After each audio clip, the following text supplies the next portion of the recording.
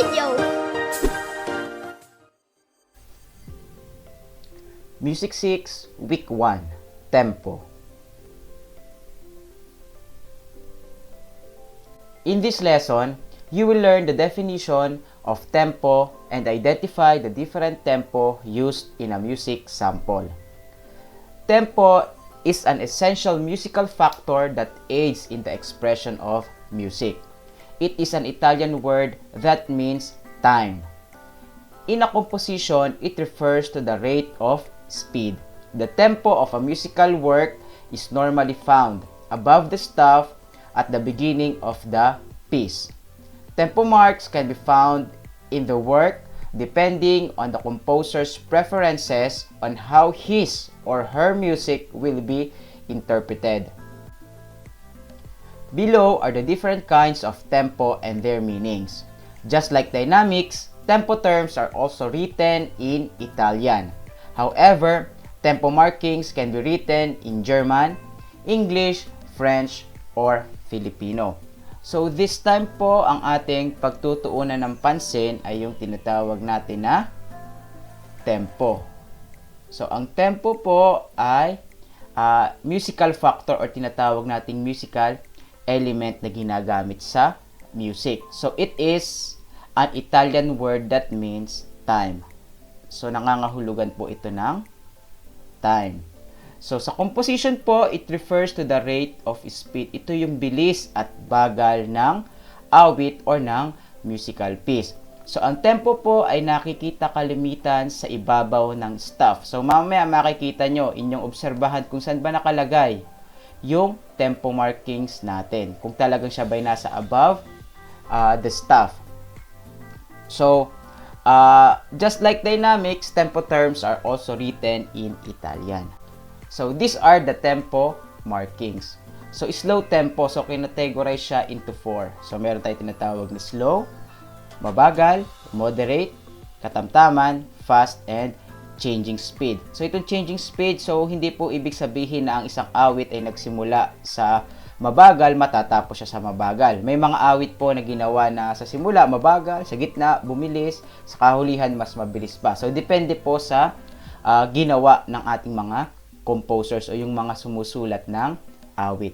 So punta po muna tayo dito sa slow tempo. So we have adagio, largo, and lento. So pag adagio po, meaning sa English, slow, largo, very slow. So, mas mabagal pa siya sa adagio. And lento, slowly. So, nakakategorize lang po siya sa lahat ay sa slow. Ayan. So, kailangan memorize nyo rin yan para mas maintindihan nyo yung aralin natin about tempo. So, by the way, pwede naman ninyong balik-balikan ito kung hindi nyo pa memorize. Hindi naman yan agad-agad na memorize. So, babalik-balikan nyo kapag may mga tanong kayong nakita sa inyong mga sasagutan. So, punta tayo sa moderate tempo, katamtaman. We have andante, andantino, and moderato. So, kalimitan, kapag moderato or moderate, ito ang ginagamit natin. Ano, moderato? Yan, kapag katamtaman lang. So, andantino, so, meron tayong a little faster than andante. So, andante kasi medyo mabagal pa to eh. So, pag andantino, mas mabilis siya kesa dito sa andante. Ayan. Tapos, ang katamtama lang talagang ginagamit natin ay itong moderato. So, depende pa rin sa composer. Kapag ang gusto niya medyo mabagal pa rin, halos walking phase. Ano, yung parang naglalakad lang ang bilis. So, kung gusto niya mas mabilis na konti, so, dagdag siya ng tempo. Gusto niya mas mabagal, gawin niyang andantino, gawin niyang andante. So, andante, mabagal pa rin to eh. Next, fast tempo. So, fast tempo, dito tayo sa mga mabibilis. So, we have allegro, presto, and vivace. So, allegro po, fast, lively, and bright. Presto, very fast, mabilis. Mas mabilis siya kaysa sa allegro. Vivace, fast, and lively. Ayan, so, ang dami, ang dami natin pwedeng i-memorize. So, ang dami pwedeng ilagay. So, magkakaiba pa rin yan. Allegro, presto, vivace. Although sila ay pare-parehong fast, so magkakaiba pa rin ang kanilang definitions dito. So, punta tayo ngayon dito sa changing speed. Ayan. So, we have accelerando, retardando, and a tempo. So, accelerando, gradually speeding up. So, ibig sabihin, unti-unti siyang bumibilis. Let's say for example, nagsimula siya sa mabagal and then nakakita kayo ng akselerando. So ang gagawin nyo, simula sa mabagal, unti-unti kayong bibilis hanggang marating ninyo yung itinakdang speed. So unti-unti siya, hindi agad mabilis. Retardando naman, so kabaliktaran ng akselerando. So gradually slowing down. So ito naman unti-unting bumabagal. Let's say nagsimula ka sa mabilis and then nakita niyo retardando, unti-unting babagal siya hanggang ma-reach niya yung itinakdang mabagal na speed dun sa awit. Next, a tempo. So itong a tempo, ibig sabihin ito to return to the original speed of the musical piece. So kalimitan kapag nilagyan ng akselerando sa dulo nito, kapag gusto mo nang ibalik sa original speed, yan, gagamitan muna ng a tempo. So mamaya, habang pinapakita ko yung mga piyesa sa inyo, mas maintindihan nyo kung paano nagwo-work ang ating tempo markings. In your notebook, answer the following questions. What is tempo? So ito naman po ay nakasulat kanina dun sa diniscuss ko, so pwede nyo ilagay na. In a musical piece, where can you find tempo markings? So saan daw natin natatagpuan? Nabanggit ko na rin po ito kanina kung saan natatagpuan. What are the different tempo markings under slow, moderate, and fast? So babalikan po natin yung chart kanina. And then why is tempo important in composition? So ano ba ang naidadagdag ng tempo sa isang musical composition? So ito ba ay nakakapagpaganda? Ito ba ay nakakapagpasama? Ito ba ay nakakadagdag ng mood? So depende po. So ito po ay sasagutan ninyo sa inyong notebook, or kung meron kayong mga answer sheets, dun nyo po siya ilalagay. So ang mga sagot naman dito ay nandun sa diniscuss natin kanina. Learning task number 1. In your activity notebook, copy the table below and identify at least 2 title of songs that you know for each type of tempo. So dito po magre-research kayo. So pwede kayong gumamit ng mga paborito nyong awit. Hindi naman specified kung ang kailangan ninyo folk song, classical music. So pwede rin dito siguro ang pop music na mga mas familiar kayo. So pipili daw kayo tigda dalawa. Dalawa para sa slow, dalawa para sa moderate, and dalawa para sa fast. So pwede po kayo mag-research sa YouTube, and then pwede rin namang yung mga paborito nyong awit, inyong i-recall. So paano ko ba siya inawit? Paano ba siya inawit ng artist na paborito ko? Siya ba ay mabilis? So kung mabilis yung awit, ilagay ninyo sa fast. Kung mabagal yung awit na paborito nyo, ilagay nyo sa column ng slow. Learning task number 2. Study the song Sit Sirit Sit.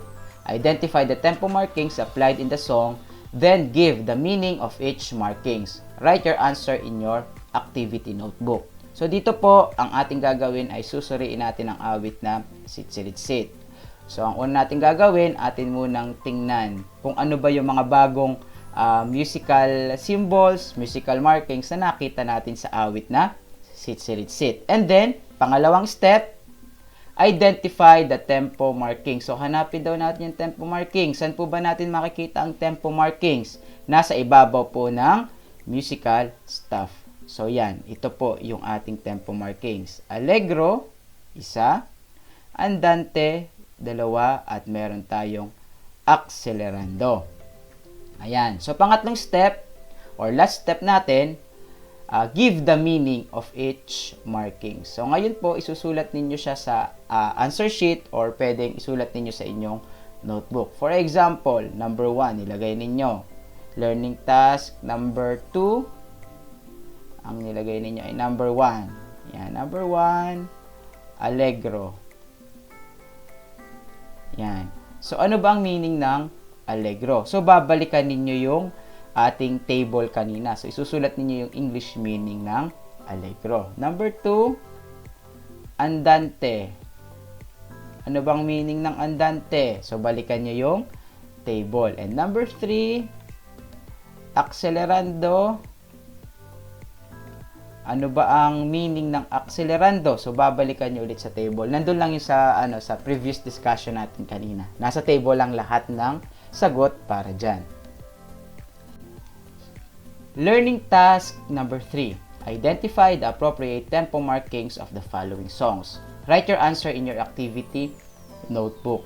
So, dito po ay hindi naman kailangang specific tayo kung ito'y adagio, largo, lento, andante, andantino, moderato, allegro. Kasi mahirap nating ma-identify ng precise or saktong-sakto hanggat wala tayong nakikitang musical score na nakalagay itong mga tempo markings na to. Kasi hindi naman lahat ito makikita natin ang musical score o yung music sheet. Hindi natin siya makikita. So, kailangan, para ma-identify natin yung saktong-sakto, provided itong mga pyesa nito. Kaso, wala namang pre-provide, kundi ang ginawa ay, pinigay lang ay title. So, ang gawin lang natin, siguro, kung ako ang mag-check ng inyong papel, halimbawa ay lupang hinirang. So, ang lupang hinirang, basically, kapag instrumental lang, nasa fast tempo siya. Pero kapag inaawit siya, nandito lang siya sa moderato tempo. So, kung aawitin natin ito, halimbawa, sinearch nyo sa YouTube yung awit na lupang hinirang, papatak lang siya sa moderato kasi inaawit naman natin talaga ito. Pag instrumental, mas mabilis siya. Kapag inaawit, mas mabagal. So, papatak siya sa moderato tempo. So, paano natin malalaman? Is it andante, andantino, or moderato? Kung ako ang teacher, kung ang sagot mo ay andante, andantino, or moderato, tatamaan na kita. So, alin man doon sa tatlong yun. Basta nandun ka sa bracket ng moderate tempo. So, halimbawa, Pilipinas Kong Mahal. Paano ba natin inaawit ang Pilipinas Kong Mahal? So, kung hindi naman provided ang musical score natin, walang pyesa na binigay, so kalimitan, inaawit natin ang Pilipinas Kong Mahal in slow tempo. Sa mabagal na tempo natin siya inaawit. So, kung ako ang mag-check ng inyong sagot, so pasok na dito ang sagot ninyo na adagio, largo, or lento. Pwede na yan. Kasi kailangan mabagal inaawit ang Pilipinas Kong Mahal. May pulis sa ilalim ng tulay. So, kung familiar kayo sa awit na yan, wala rin naman binigay ng musical score. So, siya ay nasa fast tempo. Ayan. So, kung ako mag-check sa number 3, kung ako ang teacher ninyo, alin man dito sa allegro, presto, vivace, ang tatamaan ko. So, alin man dito sa sa tatlong ito. So, hindi naman kailangang specific kasi mahirap nating ma-identify yung precise na speed nito kung wala namang pre-provide na musical score kasi nakasulat yun, di ba, sa musical score sa ibabaw ng staff. So, dapat ay maging maluwag lang tayo sa pag-check kasi mahirap talagang i-identify yung precise o yung pinakasaktong tempo ng isang awit kung wala naman tayong ibinibigay na musical score. Learning task number 4. Identify the appropriate tempo for the following kinds of music. Write your answer in your activity notebook. Okay, so lalabay, number 1. So dapat, kapag lalabay, mabagal ito. So papasok tayo sa mga slow tempos. Ano yon? Adagio, largo, and lento. So ganun din. So alin man doon sa tatlo, basta slow siya. Sa anthem, o katulad na Philippine National Anthem. Ayan, so siya ay moderato, moderate tempo. So pwede nyo ilagay ay moderato, pwedeng andante, pwedeng andantino. Children's song, so kailangan ito ay fast, ito ay lively. So anong mga ilalagay ninyo? So yung mga nasa bracket ng fast tempo. Folk songs, waltz. So depende kasi, may folk songs kasing mabagal, may folk songs na mabilis, may folk songs na moderate lang. So hindi natin I think sa folk songs ay lahat ng tempo pwede nyong ilagay. Sa waltz, ganun din. May waltz na mabilis, may waltz na mabagal, may waltz na katamtaman. So, depende rin. Sa children's song, ganun din. Hindi naman siguro kailangan specific kasi may mga children's song na mabagal. Yung mga nursery rhymes, kung pakikinggan nyo, may mabagal, may mabilis, may katamtaman. So, hindi rin kailangang specific tayo dito. Anthem, ganun din. May anthem na mabilis, may anthem na mabagal, may anthem na katamtaman din ang bilis. So, anything pwede nyong isagot dito sa 2, 3, 4, and 5. Sa lalabay, kailangan talaga mabagal siya. Kasi yun talaga yung karakteristik ng isang lalabay. Learning task number 5. Study the song You Are My Sunshine. Sing and apply the tempo markings appropriate to the song. See 21st Century Mape in Action page 72. You Are My Sunshine. Record yourself while singing and send it to your teacher via messenger. So dito po, application naman siya. So You Are My Sunshine, paano ba siya inaawit? Ano ba yung original na tempo niya? So kailangan pakinggan nyo ng ulit-ulit yung awit na You Are My Sunshine, and then saka ninyo i-memorize yung lyrics para mas madali nyong masaulo. So dito po, ang binigay lang ng teacher natin ay musical score. So karamihan sa atin hindi marunong magbasa pa ng musical score. Kung yan lang ang ibibigay, di agad-agad yan makakanta. Kaya bibigyan ko kayo ng gabay para ma-memorize nyo yung awit gamit ang ating MuseScore application. So ito po yung ating awit na You Are My Sunshine. Ayan, ito ang awit nating You Are My Sunshine. So pakinggan muna natin bago natin siya awitin. So ilang beses nyo pakikinggan muna, and then saka ninyo sasabayan.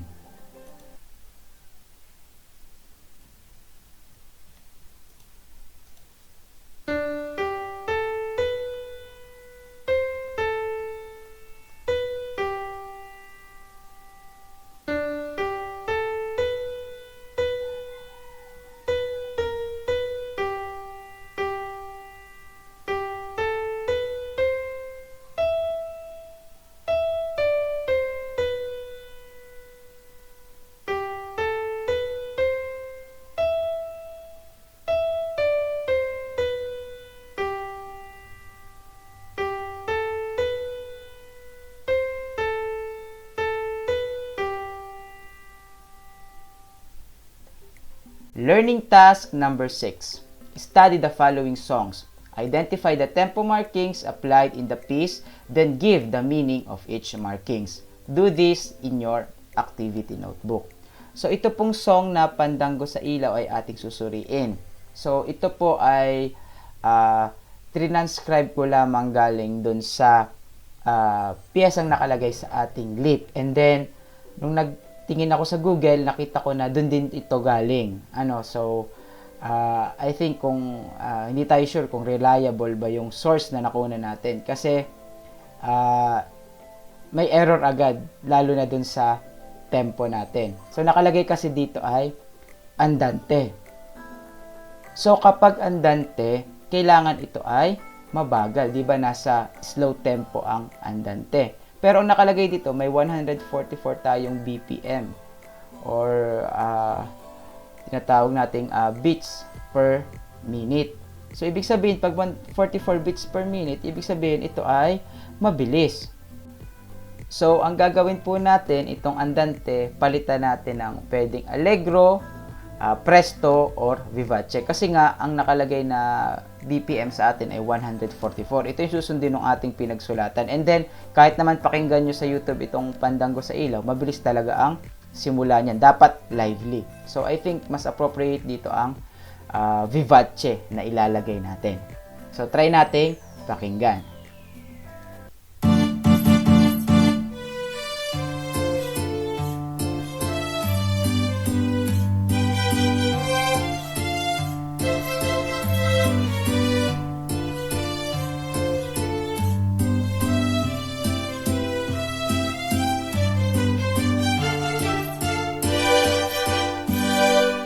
Yan. Next, pumunta tayo sa largo. So, ang largo, mabagal talaga siya.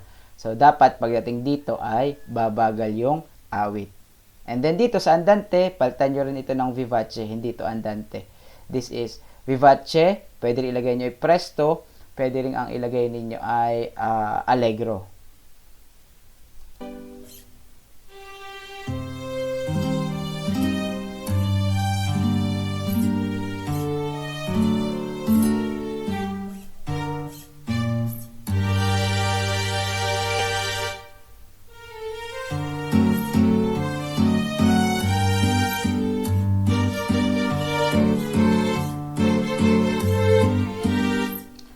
Okay. So, kung mapapansin nyo sa awit na Pandango sa Ilaw, nabago ang tempo niya habang dumadalo yung awit. So, hindi ibig sabihin na vivace tayo simula hanggang huli ay mabilis. Hindi po. So, sa bandang gitna, ang nangyari ay bumagal nung nakita natin yung bagong tempo marking. So, ang gagawin nyo po, isusulat nyo lang yung tempo and then yung meaning nung tempo in English. So, sinabi ko po sa inyo, hindi siya andante. Kasi ang andante ay kasama sa slow tempo.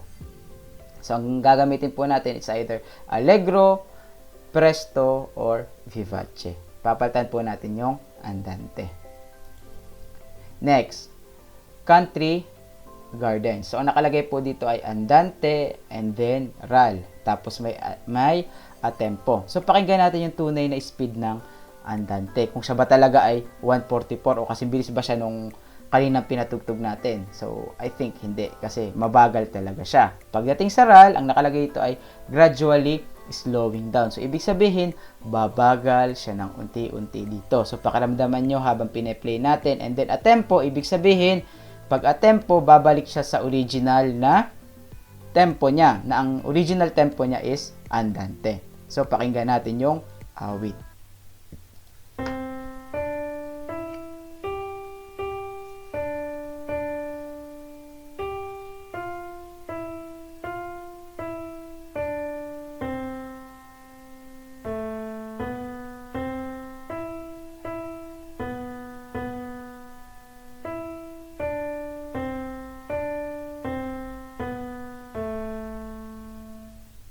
Ayan, dito sa part na ral, naramdaman nyo ba na bumagal siya ng unti-unti or bahagya? Hindi natin masyadong mararamdaman kasi one measure lang naman yan. Dapat kasi unti-unti ang pagbagal. Ramdam siya pero hindi ganun kasing hindi mo masyadong nararamdaman. Kasi napakaiksi lang nung part na siya ay bumagal. Ano po? So, this time po, isusulat niyo itong andante and its meaning, ral, ano yung meaning niya, and then a tempo, ano yung meaning niya. So, pwede nyong balikan, kung di nyo pa memorize, balikan niyo dun sa diniscuss natin kanina sa table, yung sagot about dito. Kung may mga tanong pa kayo, pwede kayo mag-message sa aking Facebook Messenger account, Ryan Chester Manzanares, sa aking Instagram account, chester.manzanares, at pwede rin kayo mag-email, ryanchester.manzanares@deped.gov.ph.